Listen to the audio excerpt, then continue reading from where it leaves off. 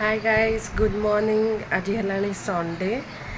Sunday माने कौन पूरा गरम तो प्रबल हो गाधुआ पाधुआ सरिकी पूजा सरलानी। मो काना ये कानार पूरा काम सरला गाधुआ पाधुआ खाଇବା सरलानी। ठाकुर पूजा करके आसली एबे ब्रेकफास्ट आज हम पूरी आलू कषा।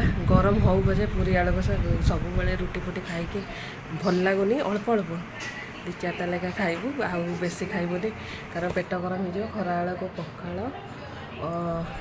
चलो किचन में जीवा।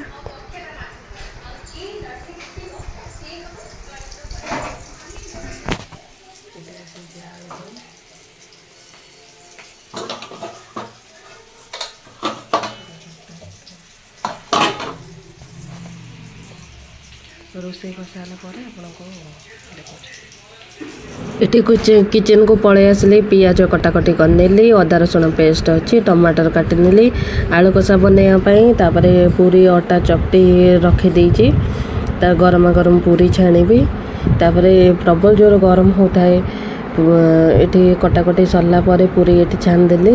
आलू कषा सेपटे बसई देती सरला समस्त खाया दे लंच बनैली। लंच आज पखाल पखाल खा पेटे बाड़े देकी शोइली। बहुत टेस्टी होता पखालटी।